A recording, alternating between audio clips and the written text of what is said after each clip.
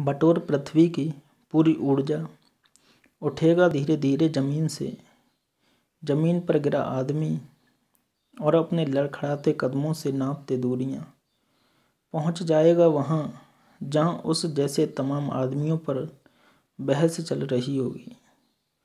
तो नगाड़े की तरह बजते हैं शब्द। तो ये रचना से कुछ पंक्तियां हैं जो कि निर्मला पुतुल जी के द्वारा रचित हैं। बात करते हैं निर्मला पुतुल जी की। तो इनका जन्म 1972 ईस्वी में दुमका झारखंड में हुआ था। वहीं इनकी प्रमुख रचनाएं जो हैं नगाड़े की तरह बजते हैं शब्द और अपने घर की तलाश में। यह दो ही इनकी प्रमुख रचनाएं हैं। निर्मला पुतुल का जन्म एक आदिवासी परिवार में हुआ था और इनका आरंभिक जीवन बहुत संघर्ष में रहा। घर में शिक्षा का माहौल होने, पिता और चाचा शिक्षक थे। इसके बावजूद रोटी की समस्या से जूझने के कारण नियमित अध्ययन बाधित होता रहा था इनका। नर्स बनने पर आर्थिक संकटों से मुक्ति मिल जाएगी, यह विचार कर उन्होंने नर्सिंग में डिप्लोमा किया और काफ़ी समय बाद इग्नू से स्नातक की डिग्री प्राप्त की। संथाली समाज और उसके राग बोध से गहरा जुड़ाव पहले से था।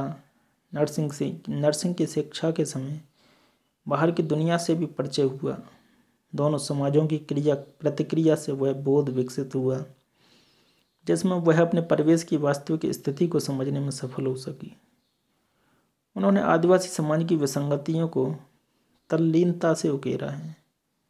कड़ी मेहनत के बावजूद खराब दशा, कुरीतियों के कारण बिगड़ती पीढ़ी, थोड़े लोभ के लिए बड़े समझौते, पुरुष वर्चस्व, स्वार्थ के लिए पर्यावरण की हानि, शिक्षित समाज का दिक्कुओं और व्यवसायियों के हाथों की कठपुतली बनना आदि वे स्थितियां हैं जो पुतुल की कविताओं के केंद्र में हैं।